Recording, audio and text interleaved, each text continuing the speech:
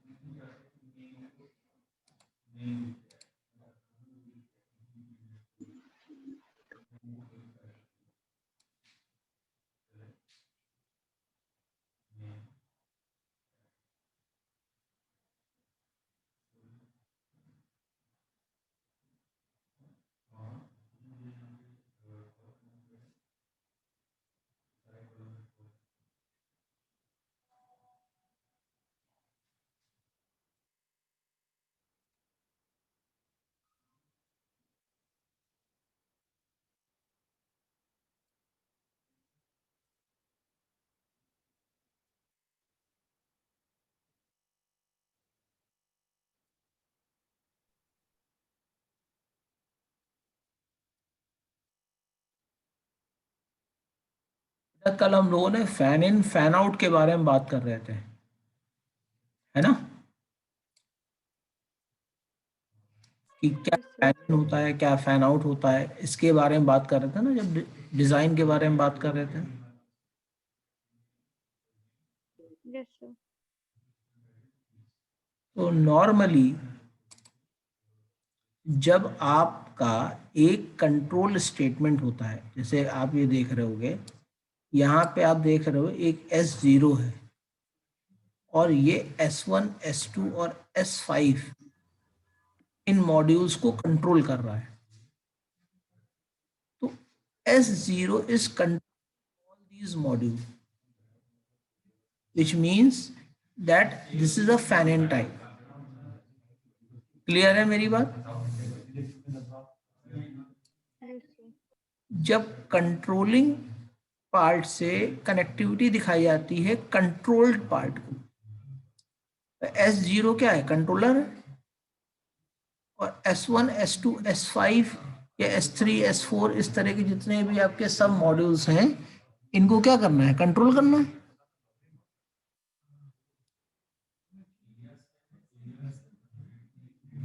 Clear है बेटा मेरी बात? Yes, sir. कहा जाता है फैन इन।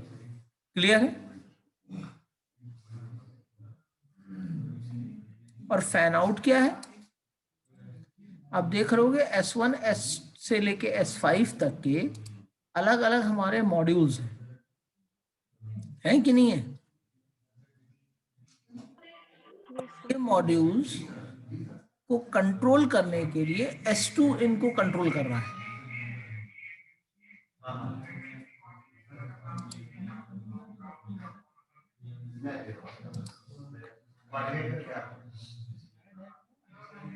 क्लियर है?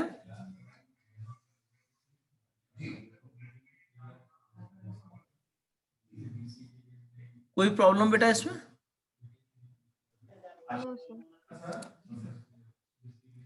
Fan in fan out clear हुआ बेटा आपको?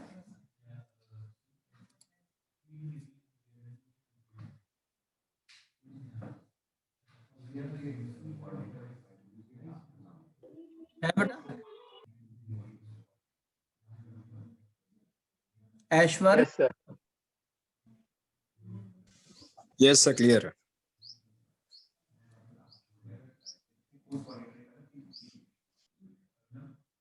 अरुण बेटा क्लियर है ये चीज? Yes, sir.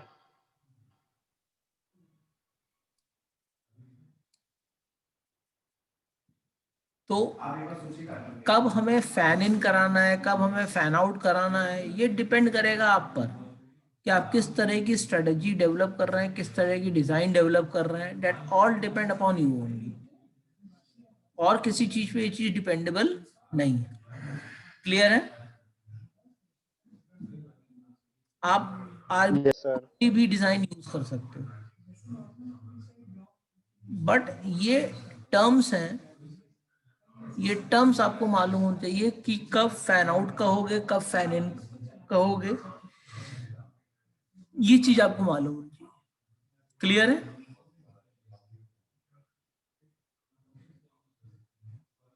प्रभु,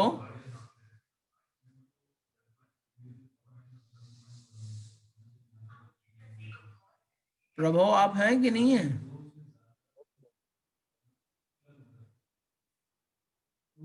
यस सर। क्लियर हो रहा है बेटा ये? Yes sir. सर अभी अभी हमारी हैं? बेटा आपकी आवाज कट रही थी, बताइए। सर अभी अभी क्लास में एंटर किया हूँ सर, तो थोड़ा फिर से छूट समझा गया दे, स्पीकर। समझ लीजिए। Yes sir. देखिए, एक होता है कंट्रोलिंग मॉड्यूल, ठीक, और बाकी होते हैं कंट्रोल मॉड्यूल। जब पोजीशन आपकी कंट्रोलिंग मॉड्यूल से कंट्रोल्ड मॉड्यूल की तरफ मूव करती है तो इसे कहा जाता है फैन इन। क्लियर है? Yes sir. क्लियर है बेटा? Yes sir. यस। और इसी का वाइसी वर्सा जब होता है, यानी कि इंफॉर्मेशन आपका रिवर्ट हो रही है, तो इसको कहेंगे फैन आउट।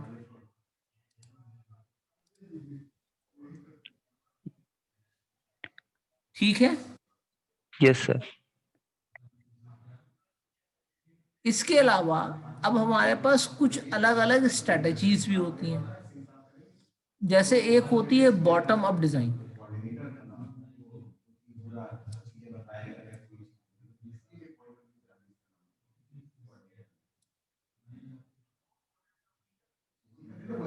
अब जैसे आपको मालूम है, बॉटम अप डिजाइन का मतलब क्या हुआ? हमारे पास कुछ छोटी छोटी लाइब्रेरीज होती हैं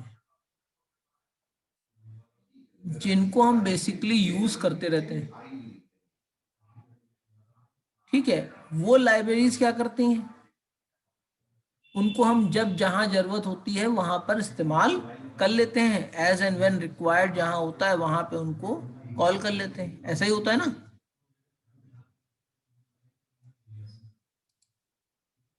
क्लियर है बेटा मेरी बात? Yes, sir. भाई जो सब यस सर। हुए जिनको एज एंड व्हेन रिक्वायर्ड हम कॉल कर लें तो उसको हम क्या कहेंगे? लाइब्रेरीज कहेंगे। जैसे सी में भी आपने देखा था कि आप लोगों ने जो है अलग अलग हेडर फाइल्स यूज कर रखी थी, दे आर बेसिकली लाइब्रेरीज, और उनको जब आप चाहिए तब कॉल कर सकते थे। ऐसे होता था ना? तो these module are connected together in the form of a library, और इनको जो है हम क्या करते हैं,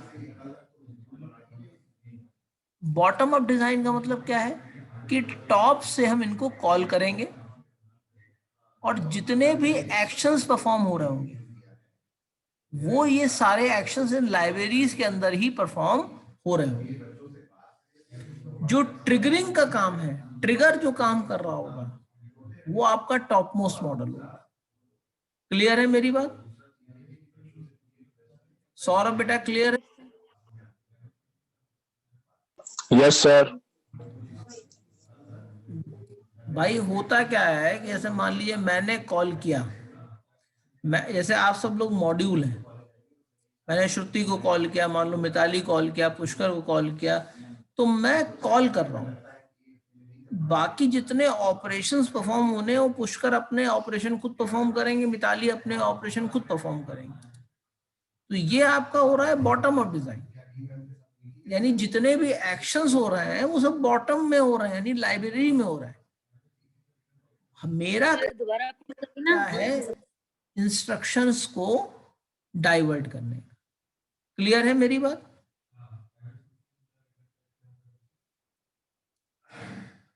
मेरी बात बेटा क्लियर है? Yes, sir. अब इसी तरह आता है top down approach. The top down design approach start by identifying the major module of the system, decomposing them into lower level module and interacting until the desired level of detail is achieved. This is stepwise refinement starting from an abstract design. In each step, the design is refined to a more concrete level until we reach a level where no more refinement is needed. A design can be implemented directly. एक example ले लेते हैं। जैसे मान लीजिए मुझे check करना है कि नंबर प्राइम है कि नहीं। ठीक, प्रॉब्लम क्या है मेरा कि मुझे चेक करना है नंबर प्राइम है या नंबर प्राइम नहीं है। तो मैं उसको चेक कैसे करूंगा? मैं उसको चेक कैसे करूंगा? मैंने एक प्रोग्राम बनाया जिसमें एक नंबर एक्सेप्ट किया और फिर एक फंक्शन बनाया प्राइम नाम का, और उसमें उस फंक्शन को, उस नंबर को डाल दिया। मेरा प्रॉब्लम खत्म। मुझे ये नहीं सोचना है कि वो कैसे जो है प्राइम नंबर को चेक कर रहा है। क्लियर है? अब मैंने Yes, sir. दूसरा मॉड्यूल बनाया, उस मॉड्यूल के अंदर उस फंक्शन, उस नंबर को एक्सेप्ट किया और वहां सारी लॉजिक इंप्लीमेंट की कि हम अब चेक करें कि प्राइम नंबर है क्या। वहां पे लॉजिक ये लगाई कि प्राइम नंबर क्या होता है, जिसके मैक्सिमम फैक्टर 2 होते हैं या अपने और एक के अलावा कोई फैक्टर नहीं होता है। आर्बिटरी कोई भी लॉजिक यूज करके हमने वहां से डिसीजन ट्रिगर करके वापस ऊपर की तरफ सेंड किया कि अगर भैया 1 आ रहा है इसका मतलब वो प्राइम है, और अगर 0 आ रहा है इसका मतलब वो प्राइम नहीं। तो सारे ऑपरेशन परफॉर्म कहां हुए? डाउन द लाइन हुए ना? हुए कि नहीं हुए पुष्कर? Yes sir. भाई मैंने ऊपर से फंक्शन में केवल वैल्यू भेजी थी ना। Yes sir. अरे काम कहाँ हुए? फंक्शन के अंदर हुए। Yes sir. जब सारे काम फंक्शन के अंदर हुए तो हमारे पास जो एक्शन रिटर्न होके आएगा वो कहां से रिटर्न होके आएगा? एक्शन से। फंक्शन से ही तो रिटर्न होके आ रहा है, ट्रिगर। इस तरह की अप्रोच को कहा जाता है टॉप डाउन डिजाइन। क्लियर है?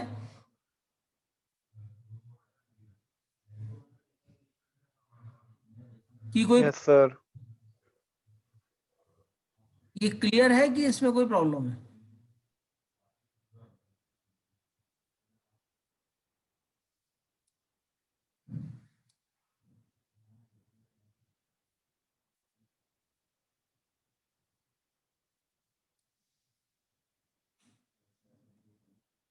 अब एक होती है हाइब्रिड डिजाइन। जरूरी नहीं कि हर प्रोग्राम में हम या तो टॉप डाउन अप्रोच को ही यूज करें या बॉटम अप अप्रोच को भी यूज करें। कभी कभी होता क्या है कि हमको दोनों अप्रोचेस को यूज करना पड़ता है। तो जब हम दोनों अप्रोचेस को यूज कर रहे हैं,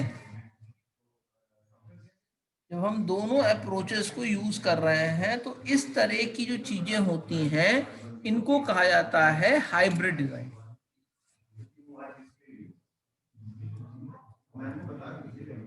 इसको कहते हैं हाइब्रिड डिजाइन। क्लियर है ना भाई? हमने क्या किया, हमने कॉम्बिनेशन यूज कर लिया। मान लीजिए मेरा प्रोग्राम कोई छोटा था नहीं, बड़ा प्रोग्राम था, हमने कॉम्बिनेशन यूज कर लिया। तो कॉम्बिनेशन में टॉप डाउन अप्रोच भी है और बॉटम अप्रोच भी है। इस तरह के अप्रोचेस को हम क्या कहेंगे?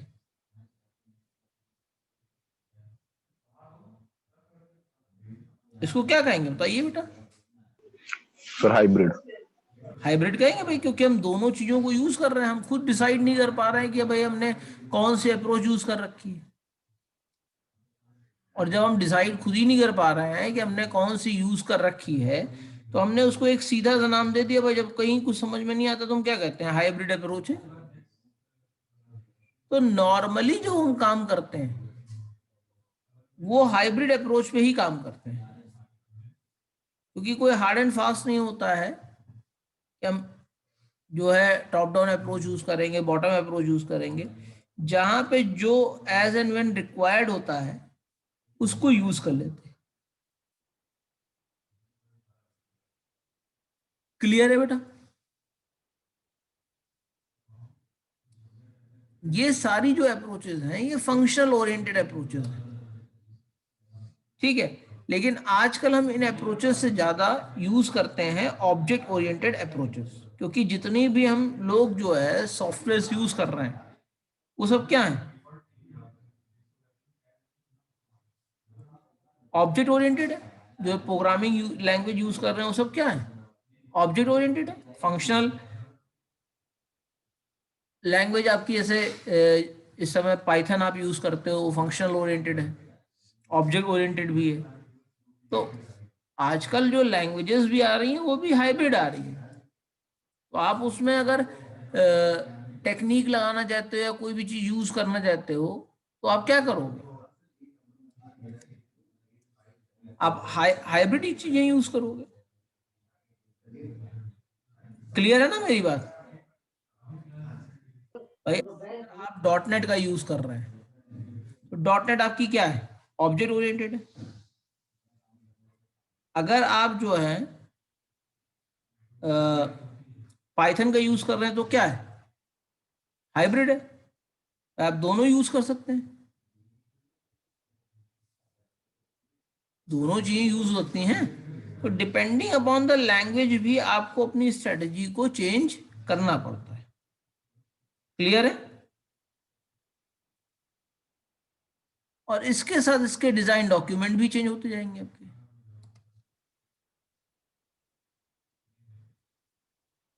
क्लियर है बेटा मेरी बात?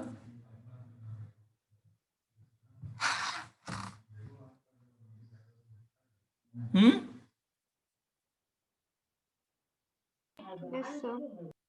Yes, sir. कोई प्रॉब्लम तो नहीं आ रही है इसमें? क्योंकि सबसे इंपॉर्टेंट चीज होती है आपकी डिजाइन, क्योंकि डिजाइन ही एक ऐसी चीज है जहां से आपका काम शुरू होता है कि आप किस तरीके का सॉफ्टवेयर यूजर को डिलीवर करने जा रहे हैं। ठीक है, अगर आपका डिजाइन सही नहीं होगा कि आपका सॉफ्टवेयर का एंड रिजल्ट भी सही नहीं आएंगे।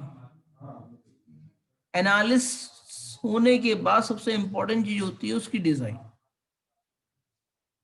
क्योंकि आपको डिजाइन ऐसी ही बनानी है कि बाद में स्केलेबल भी हो, बढ़ भी जाए घट भी जाए। अगर कोई मॉड्युलरिटी लानी है, कोई चेंजेस लाने हैं तो वो भी आसानी से हो जाए। इसके लिए यही आपका खास रहता है कि आप जो है चीजों को इस तरीके से डेवलप करिए कि बाद में आपको मालूम हो कि आपने कौन सा मॉड्यूल किस चीज के लिए यूज कर रखा है, जिससे कि अगर कोई एक्सटेंसिबिलिटी करनी हो या एक्सटेंड करना हो तो आप आसानी से उसको एक्सटेंड कर पाए। तो नॉमेनक्लेचर बहुत इंपॉर्टेंट होता है कि आपने क्या नॉमेनक्लेचर यूज कर रखा है।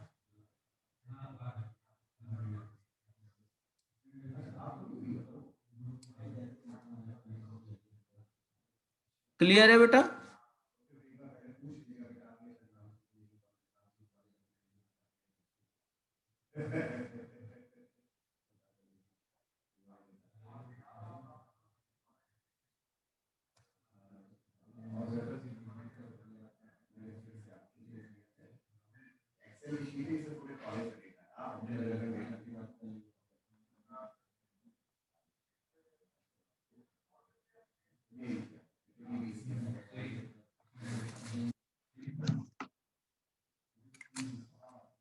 तो ये चीज क्लियर हो गई, आगे बढ़े बेटा। तो हाइब्रिड डिजाइन को हम क्यों यूज करते हैं? To permit common sub module near the bottom of the hierarchy where the institution is simpler, the need for bottom up testing is greater because there are more number of modules at low level than high level. In the use of pre-written modules, particular reason of reusability of modules. Clear है बेटा?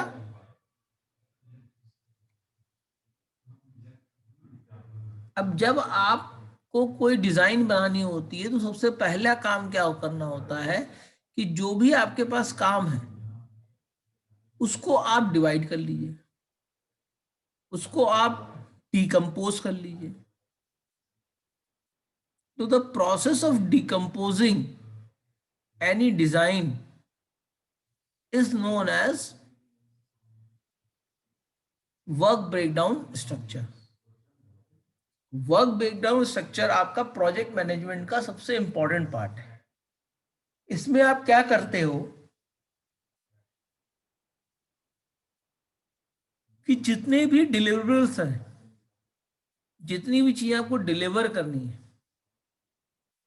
उस पर base करके आप decomposition का काम करते हो, प्रोजेक्ट को छोटे छोटे पार्ट में डिवाइड करने का, क्योंकि इकट्ठे आप पूरी चीज डिलीवर नहीं कर पाओगे। जैसे अभी दिवाली आई थी, आप लोगों ने अपने घर के काम को भी अलग अलग हिस्सों में डिवाइड कर रखा था कि आज ये करेंगे, कल वो करेंगे, परसों ये करेंगे। इस तरीके से आपने चीजों को डिवाइड कर रखा था। किया था कि नहीं किया था? एक ही दिन आपने सारा काम कर लिया था? जितने भी काम होते हैं सबसे पहले आपको मालूम होने चाहिए कि इस पर्टिकुलर समय हम क्या क्या काम करेंगे, और फिर उन पार्ट्स को छोटे छोटे पार्ट्स में डिवाइड करके हमको डिस्ट्रीब्यूट करना होता है। क्लियर है? तो dividing up the bigger project into the smaller workable parts on which the working can be done is known as work breakdown structure. It defines a group, a project discrete work element in a way that help organize and define the total work scope of the project. मतलब WBS से आपको पता लग जाएगा कि project में करना क्या क्या है, काम क्या क्या है, टोटल वर्क स्कोप क्या क्या है। क्योंकि हम लोग बात कर चुके हैं जितना ज्यादा वर्क स्कोप होगा उतना ज्यादा आपको एक्टिविटी परफॉर्म करनी पड़ेगी, उतना ज्यादा टाइम लगेगा, उतनी ज्यादा कॉस्ट लगेगी।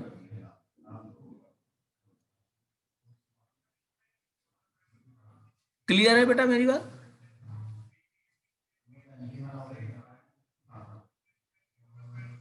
कोई प्रॉब्लम इसमें? No sir.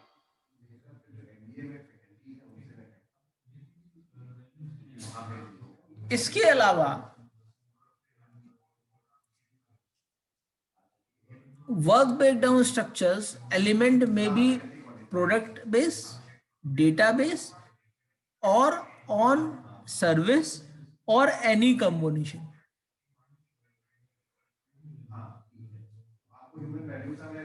हम प्रोडक्ट के हिसाब से डिवाइड कर सकते हैं, हम डेटा के हिसाब से डिवाइड कर सकते हैं, हम सर्विस के हिसाब से डिवाइड कर सकते हैं, या इन दोनों के कॉम्बिनेशन के हिसाब से भी अपने काम को डिवाइड कर सकते हैं।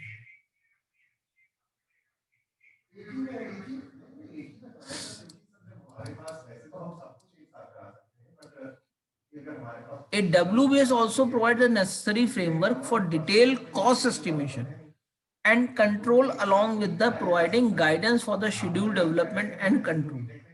जब हमारे पास डिवाइड होगा काम कितने, तो हम ये आसानी से डिवाइड कर लेंगे कि कितना कॉस्ट लगेगी। कॉस्ट किस पे डिपेंडेंट होती है? टाइम पे डिपेंडेंट होती है, स्कोप पे डिपेंडेंट होती है। तो WBS से हमको स्कोप पता लग गया, स्कोप पता लगने के बाद हमको टाइम पता लग जाएगा कि कितने टाइम के अंदर ये चीज कंप्लीट होगी। जब टाइम पता लग गया तो कॉस्टिंग हमको पता लग जाएगी कि कितने पर्सन हमको इम्प्लीमेंट करने, कितने पर्सन हमको उसमें यूज करने, ये सारी चीजें हमारे पास आ जाएंगी। तो इन सब का एस्टिमेशन, कंट्रोल, गाइडेंस इन सब के लिए भी WBS बहुत इंपॉर्टेंट टूल होता है। क्लियर है बेटा? Yes, sir. क्लियर है बेटा ये चीज? आकांक्षा आपको क्लियर है? Yes, sir.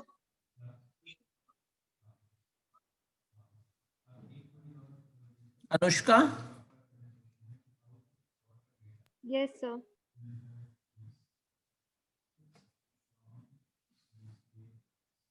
तो कॉस्ट एस्टिमेशन भी आप निकाल सकते हो WBS का यूज करके। क्लियर है ना मेरी बात को?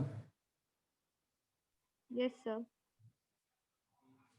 WBS is a simply method of representing a hierarchical manner the part of a process or product। जैसे मान लीजिए एडमिशन एक प्रोसेस है, एडमिशन प्रोसेस का अगर WBS करें तो सबसे पहले क्या होगा, एडमिशन प्रोसेस, उसको डिवाइड करेंगे रजिस्ट्रेशन में, रजिस्ट्रेशन के बाद डिवाइड करेंगे वेरिफिकेशन पे, वेरिफिकेशन के बाद हम उसको फर्दर सब डिवाइड करेंगे सबमिशन ऑफ फीस पे, उसके बाद डॉक्यूमेंट कलेक्शन पे करेंगे। ऐसे करेंगे ना?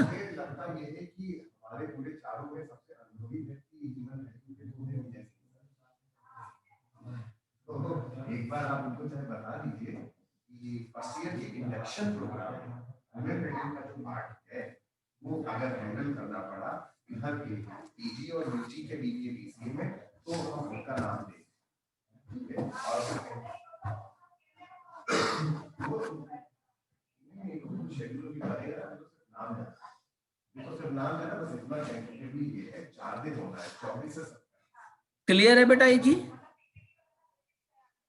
Yes, sir. Yes, sir.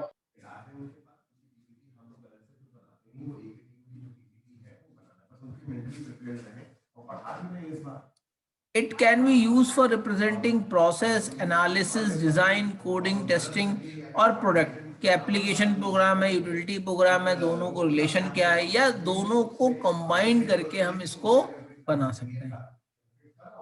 Clear है?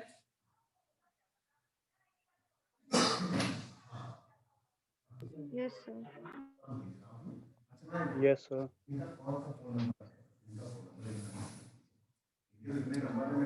The work breakdown structure provides the following information। सबसे पहली इंफॉर्मेशन क्या होती है, list of all significant work, मतलब जो मेन काम है उनकी पूरी लिस्ट। दूसरा, क्लियर टास्क डिकम्पोजिशन, जिससे कि रिस्पॉन्सिबिलिटी असाइन हो सके। मतलब हैफेजेड मेथड में बात नहीं हो रही है, यहाँ बात हो रही है कि क्या क्या रिस्पॉन्सिबिलिटीज किसकी हैं उसको क्लियरली डिमार्क करना। जब तक काम आपको नहीं स्पेसिफाई होगा आपकी रिस्पॉन्सिबिलिटी स्पेसिफाई नहीं हो सकती। क्लियर है ना मेरी बात? जैसे जब प्रोजेक्ट बनाते हो, ये बनाएंगे, ये बनाएंगे, ये बनाएंगे, फिर बाद में सब होता है कि ये सब तो सौरभ बनाएंगे, है ना? ऐसा होता है कि नहीं होता है?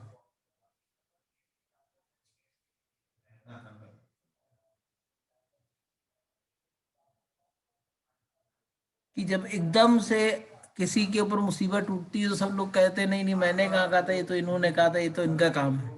ऐसा होता है कि नहीं होता है?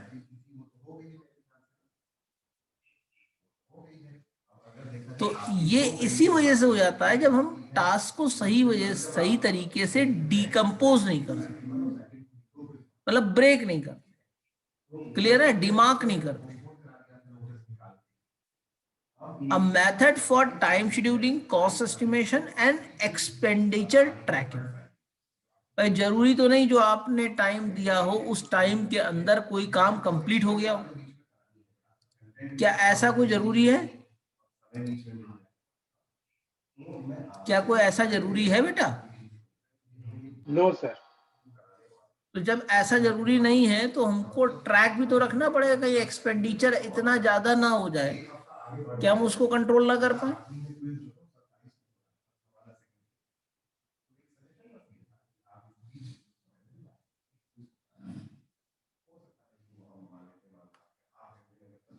क्लियर है ना मेरी बात? Yes, Yes, sir. sir.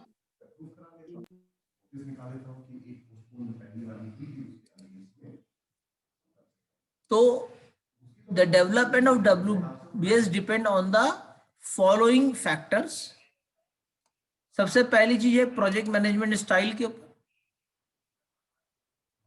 Organisational structure के ऊपर यानी कल्चर के ऊपर,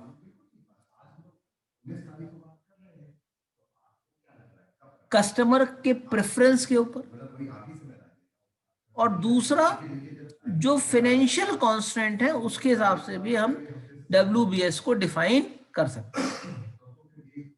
for example project management style के हिसाब से कि हम भाई प्रोडक्ट के हिसाब से डिवाइड कर रहे हैं, सर्विस के हिसाब से डिवाइड कर रहे हैं, या हम प्रोसेस के हिसाब से डिवाइड कर रहे हैं। ऑर्गेनाइजेशनल कल्चर के हिसाब से कि पहले हमको ये काम चाहिए, फिर हमको ये काम चाहिए, फिर हमको ये काम चाहिए, वो ऑर्गेनाइजेशन ने अपने कल्चर के हिसाब से उसको डिवाइड कर रखा है।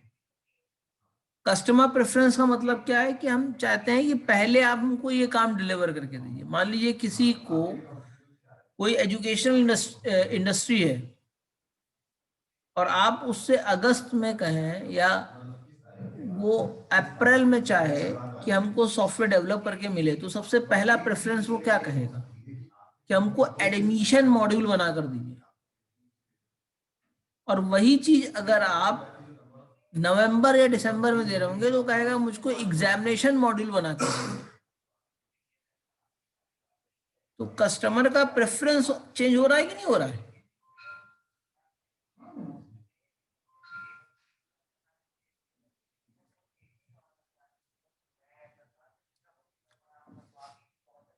और दूसरा फाइनेंशियल कॉन्स्टेंट कि भाई मुझे इतने समय में ये काम कंप्लीट करना है, इतना आपका पैसा है।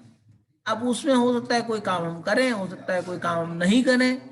That depends upon the financial aspects of the thing. Clear है ना? जैसे आप लोगों ने अगर मिशन मंगल देखी होगी मूवी, तो उसमें सबसे बड़ा कांस्टेंट क्या था? मिशन, आपका फाइनेंशियल कांस्टेंट भी था और टाइम कांस्टेंट भी था।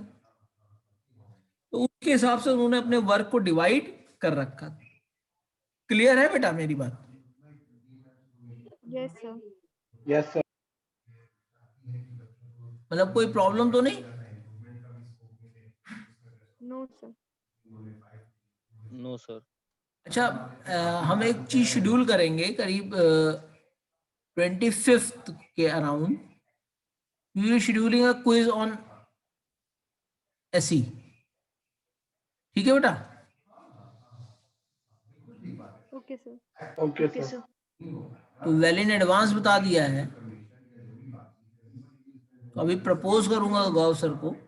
आई होप एक्सेप्ट हो जाएगा, क्योंकि you all know that number of quizzes has been extended. Yes, sir. 5 quizzes होंगी, मालूम है कि नहीं मालूम है? Yes, sir. Yes, sir. मालूम है sir. और आपकी सरप्राइज भी एक्सटेंड होंगी। तो 25th तक के एक क्विज और एक सरप्राइज के बारे में कोशिश करेंगे।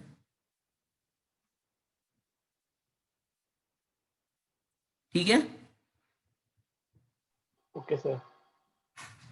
Yes, sir. आगे चलते हैं बेटा। Steps for developing WBS। कि अगर हमको WBS को बनाना है तो स्टेप्स क्या क्या है? सबसे पहला स्टेप क्या है कि आप सबसे पहले पर्पस डिफाइन करिए कि आपको WBS बनाना क्यों है। जब पर्पस मालूम होगा तभी हम उस पर आगे वर्कआउट कर पाएंगे। और उसके बाद आइडेंटिफाई करेंगे कि WBS के शुरुआत में क्या हुआ, जैसे नेम ऑफ द प्रोजेक्ट या नेम ऑफ द प्रोसेस। अगर प्रोसेस ओरिएंटेड कर रहे हैं, प्रोडक्ट ओरिएंटेड कर रहे हैं, तो प्रोडक्ट ओरिएंटेड WBS, जिससे कि हमको मालूम हो कि क्लियरली हम क्या किस चीज का WBS बनाने जा रहे हैं। स्टेप 3 क्या होगा आपका? मेजर कंपोनेंट जो WBS के हैं उनको पार्टीशन करना, मतलब WBS को पार्टीशन करना major component, then partitioning each component into further element, और तब तक के उसको आप पार्टीशन करते रहिए जब तक वो फर्दर नॉन पार्टीशन एलिमेंट्स में डिवाइड ना हो जाए।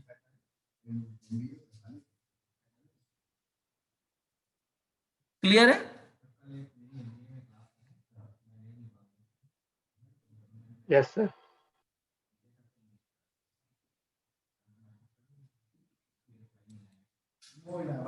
स्टेप्स फॉर डेवलपिंग WS, तब तक के आप फर्दर सब डिवाइड करना छोड़ दीजिए जब आपको लगे कि अब हम फर्दर अपने टास्क को डिवाइड नहीं कर सकते। और WBS के साथ आप उसकी डिक्शनरी बनाते रहिए जिससे कि आपको मालूम हो कि आपने जो एक्रोनिम्स यूज कर रखे हैं वो काहे के लिए यूज कर रखे हैं, शॉर्ट फॉर्म्स हैं, कहाँ पे क्या कांस्टेंट है, किस चीज का क्या मतलब है, ये चीज आपके पास एक तरीके से डॉक्यूमेंटेड फॉर्म में होना चाहिए जिससे कि कोई दूसरा आदमी भी अगर देखे तो आपको WBS को समझाने में टाइम ना लगे। क्लियर है बेटा मेरी बात? Yes, sir.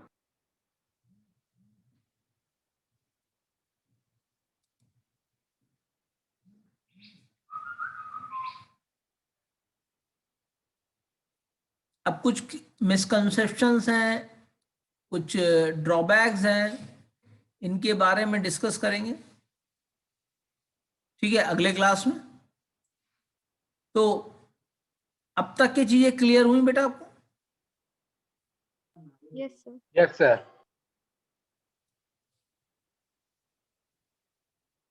एक गूगल क्लासरूम का लिंक मैं शेयर करूंगा क्योंकि वो मुझसे मिस हो गया था। आप सब लोग उसको ज्वाइन कर लीजिएगा, सबने ज्वाइन नहीं किया है शायद, मैं आज शेयर करूंगा, उसको ज्वाइन कर लीजिएगा। क्लियर है बेटा? Yes, sir. Yes, sir. ठीक है बेटा, कल मुलाकात की जाती है, कल क्लास नहीं है तो फिर मंडे को करी जाती है, ठीक है? Thank you.